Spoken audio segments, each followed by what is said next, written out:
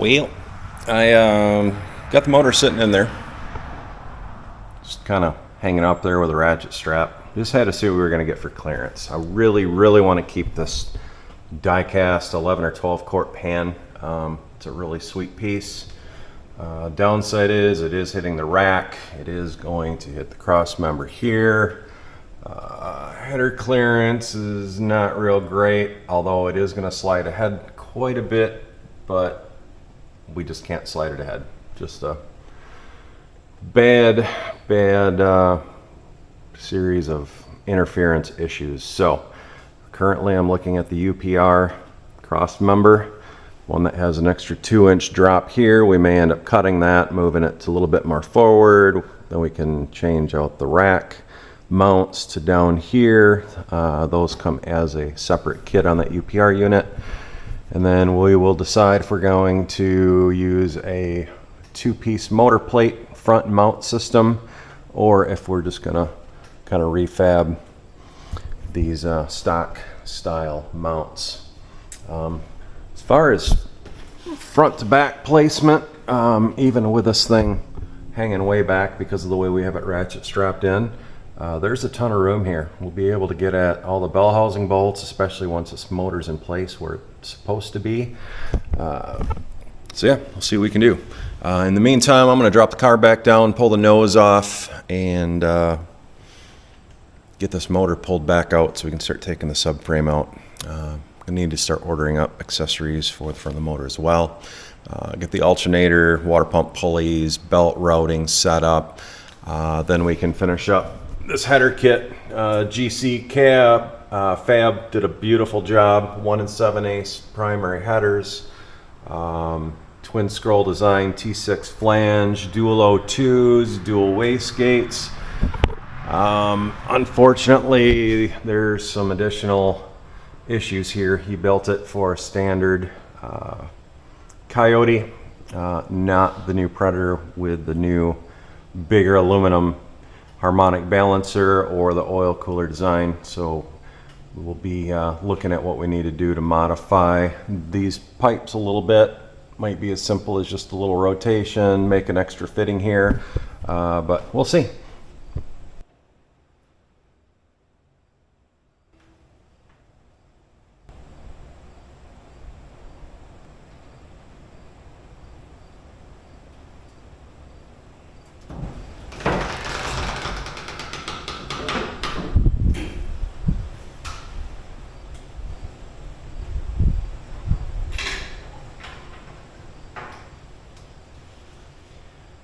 The nice thing about setting up your own car is you can do some really trick stuff, make the serviceability nice and easy. I've got 4 Zeus fasteners that hold the bumper cover on. I don't think I've ever shown that before. A little quarter turn and a wiggle times 4.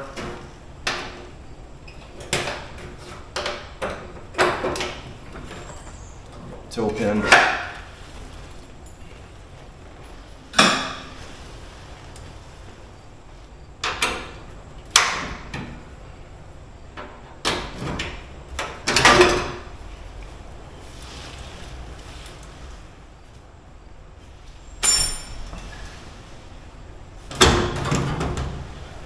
Couple little wiggles and it slides right out.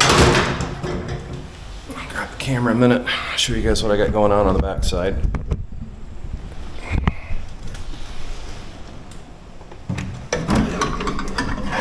So when I tubed out the front end, welded a couple washers to the end of the tube rail. And then we left these extended pieces with a couple little adjustment plates on there, and makes it really easy for me as one person in a chair to be able to just grab this thing, line it up, put the pins in, slide it into place, and lock it down.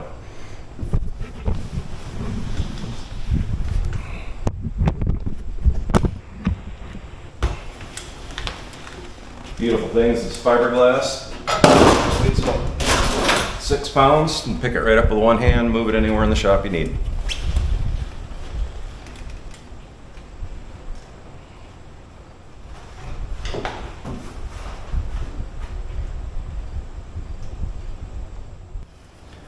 camera back so you can see me assemble the engine stand. Not much to it, but again, being in a chair, everything's a little bit different.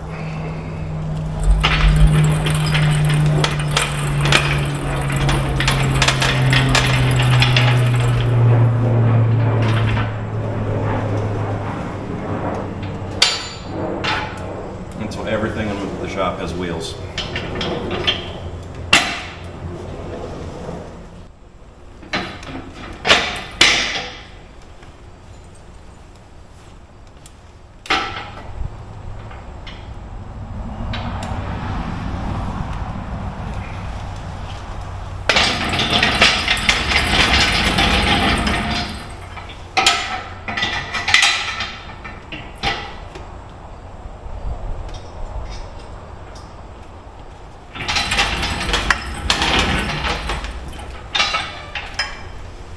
Trying to get everything lined up when it's sitting uneven on the floor drain doesn't work real great.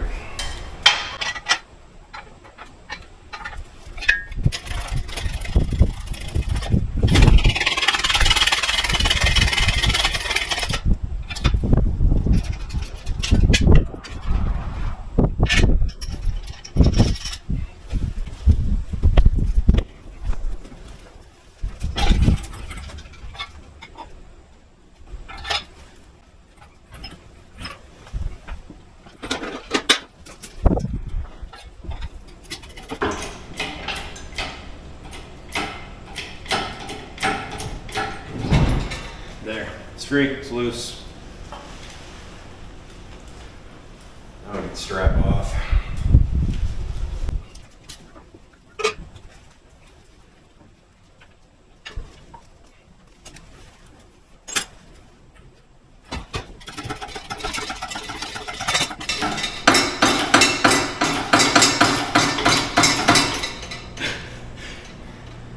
It's the turbo mount flex pipe that's allowing this thing to beat on the subframe. That's what you're hearing.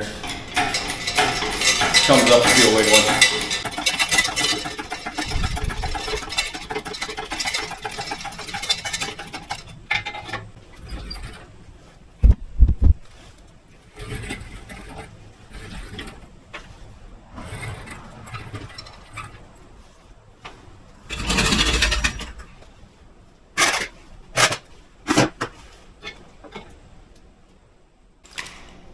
Brown Santa just showed up, dropped off a great big box right behind me. This ought to be cool. There's doesn't appear to be a whole lot in here because it's really light. Well, let's see what UPR's on. This is gonna be awesome.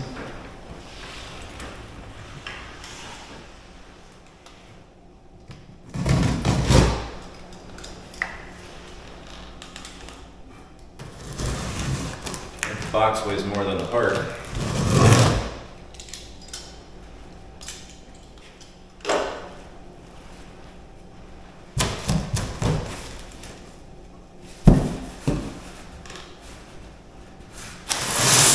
Well, at first, this doesn't look good. But let's see what's in the rest of it. Oh, I hear steel.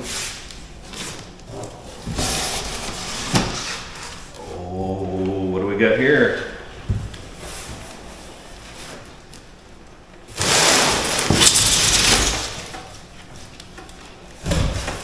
Here's a little extra box of goodies.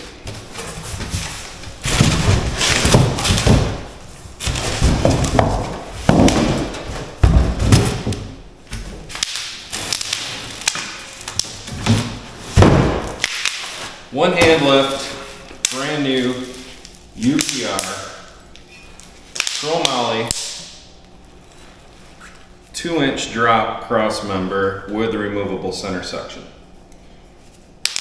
Also had them put the tie down points on here as well. This is pretty neat. I don't know if you can see this or not, but they appear to drill all the way through the subframe because there's a couple plug welds here as well as some very nice TIG welds on the post itself. I don't know if the camera will show that stuff or not. And backside. Anyway, welds look absolutely awesome on this. Everywhere.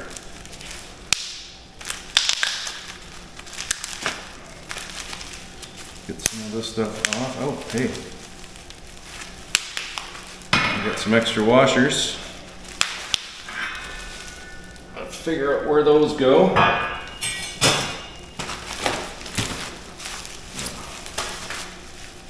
Grab my knife back a second. See what's in the second box. I'm pretty sure I remember what this is. Oh. Not want to lose this guy right here.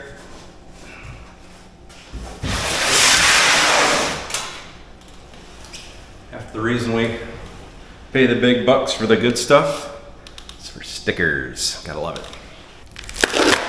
This should be weld-on mounts for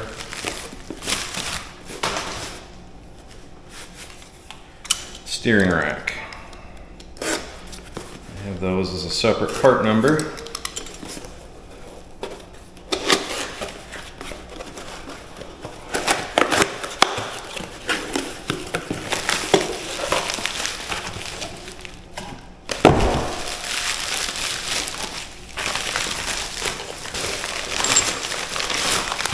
Yep.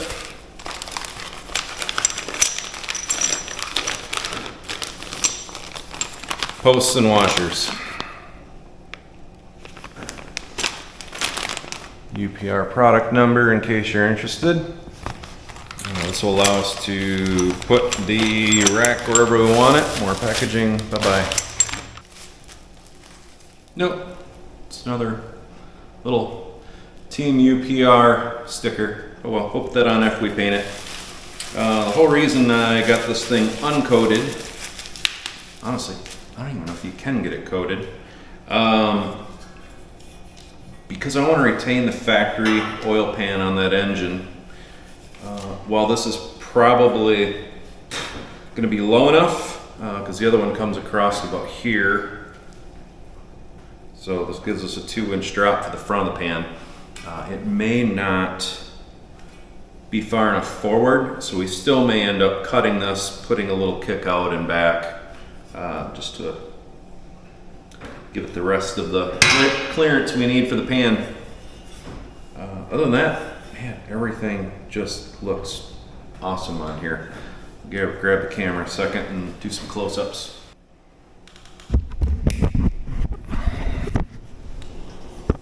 Got some nice TIG welds here. All the brackets look really good. See, nice little fine TIG welds on the tie down points.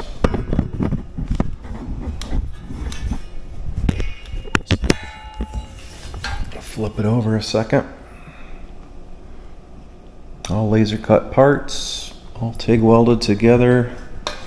And I don't think this thing weighs 10 pounds. This is genuinely impressive. Definitely looking to shave as much weight on the car as possible. We'll work on getting this guy fitted up probably this weekend. We'll see. That was the knife. Didn't need that anymore anyway. Yeah, we'll see how this works out. Catch you guys on the flip side.